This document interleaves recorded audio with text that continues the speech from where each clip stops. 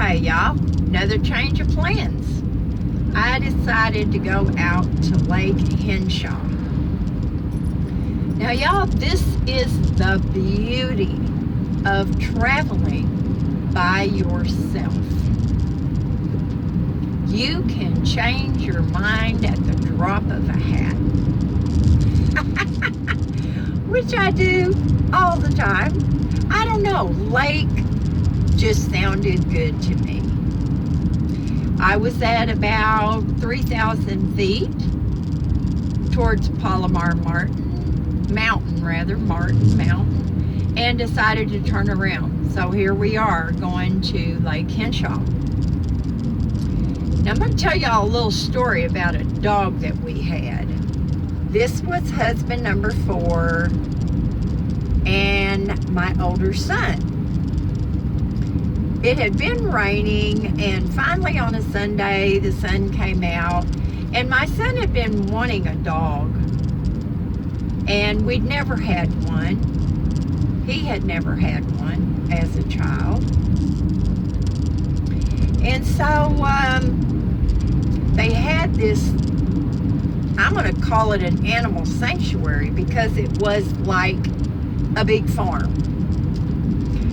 And it was called Second Chance. So we decided to go out there. Now, my husband said, as I'm sure many husbands and fathers have said in the past, we're only going to look. Famous last words. So anyway, I had a little Yugo. Now, that was one of the biggest disasters of a car you've ever seen. I don't even know if they made them more than 2 years. Anyway, look them up. I had a Yugo, and it was a teeny tiny car, almost like a Mini Cooper. So we went out to this place, and it was several miles out in the country, on roads much like this. So we got to the entrance, and there was a cattle guard, just like the one we went over in the last video. So we go over the cattle guard, and we go down this really long lane. And we come out in this big clearing, and there's a big old farmhouse, and there's other buildings out there, other structures. There's some little fenced in areas, probably fenced in about waist high, little pens out there. So we park the car, and we get out, and we're walking around, and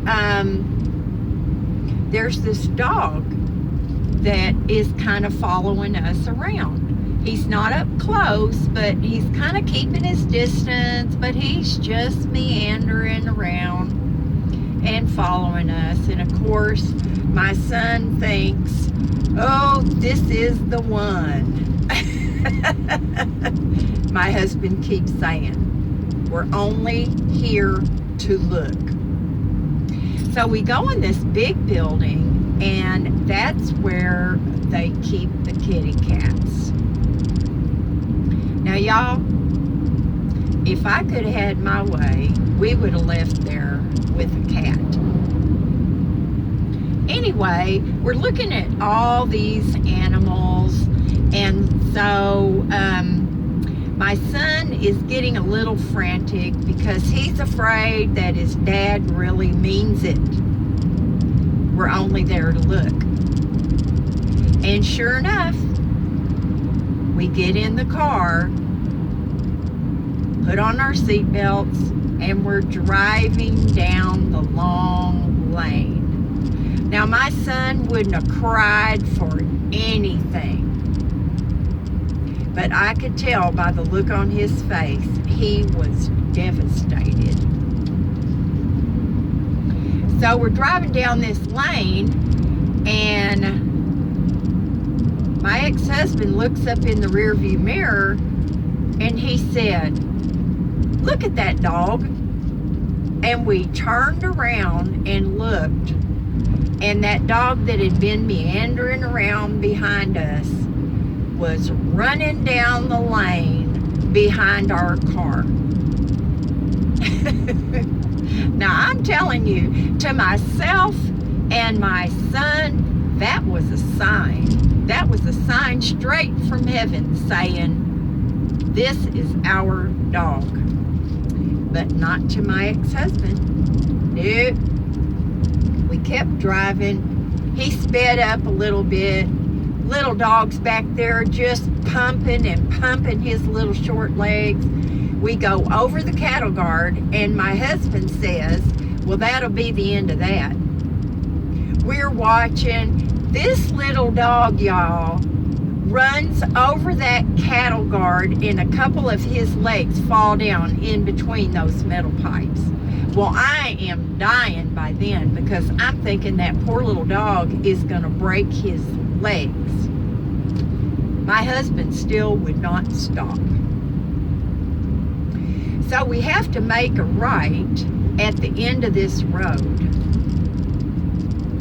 Little dog is still running as fast as he can. Now, y'all, we couldn't go very fast because this was old dirt, gravelly roads. My husband says, okay, we're going to turn to the right, and that dog will turn and he'll go back home. We turn to the right. We wait a few minutes. Little dog takes a right. Okay, y'all. By then, I'm telling you, that was not a sign, y'all. That was a miracle to me. I'm pulling over because I don't want to hold up traffic going slow. But that was, that was it. That was a miracle. That had to be our dog. So I made my husband stop. By then, I was crying. My son was frantic. Now, y'all, we were in Virginia, and my son was, gosh, I don't know, 13, 14. My husband was in Virginia going to officer training school. So we stop. Little dog catches up with us. I'll tell you what his breed was in a minute, and you'll know why it was so funny for this dog to be running after us. My husband gives in. We put this dog in the car, and he took up the other half of the back seat where my son was sitting. He was covered in mud. I can remember this, y'all, like it was yesterday. He was the sweetest dog. He was so out of breath. It's a wonder, y'all, he didn't have a heart attack. So we had to turn around and go back. And there was a fee for these animals. They had to charge so that they could take care of all these animals. And there were a bunch of them, y'all. Cats, dogs, rabbits, chickens, pigs. They had some of everything. And Second Chance was a shelter and a sanctuary so that if an animal was not able to be rehomed, they had a home out there for the rest of their lives. So we went back. We paid the fee. Ooh, those guys are having so much fun today. We paid the fee, and the ladies that were running the place said, well, your dog's name is Lamar, but we nicknamed him Saw because of his sawed-off little legs. This had to be one of the strangest looking dogs, y'all, that I had ever seen in my life. Now, I'll tell you what he was. He was a cross between an Akita and a Basset Hound. And he was a little overweight. So y'all know Basset Hounds have these big, thick, long bodies and these short, thick, stubby legs. And that's what Lamar had. But he had the head and the big curl over the back tail of an Akita. He looked like a cartoon that somebody had taken that body and those little legs and stuck the head and tail on him. He was, without a doubt, the sweetest dog ever. Whenever we would be out and take Lamar with us, he rode in the back of our pickup all the time. People would always stop us when we were stopped and say, "What is that?" Lamar got a lot of attention. When we would go to McDonald's, my son would get an ice cream cone for himself and one for Lamar. And we'd pull over and he would sit on the tailgate with Lamar and they would eat their ice cream cones. It was so very sweet, y'all. Lamar was an escape artist. He used to think he was a hunting dog. Now, we bought a house in Oceanside, and behind us, it was all open field. And he would go outside and he would take off and hunt squirrels. Where are you going, Hayes? And I used to let him out, and he was so good 99% of the time. He would go out, do his business, and then come back up the stairs and come in the house. Well, more than once, he would bring me a dead squirrel and lay it at my feet. Now, y'all, it freaked me out. I could not dispose of the poor little dead squirrels.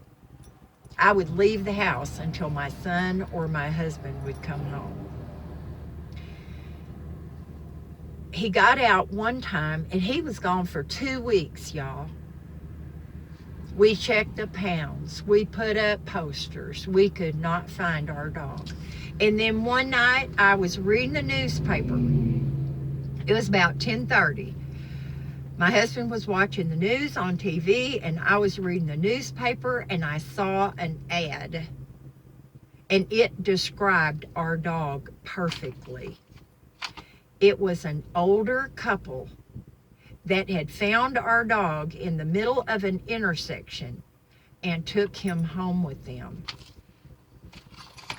Well, my husband said, "You can't call, it's too late, we'll call in the morning." I said, "Oh, heck no." So we called and we went over, and this old couple lived in a mobile home park down, I don't know, 2 or 3 miles from us. They'd had him for a couple of weeks, but they couldn't keep him because animals were not allowed. They had named him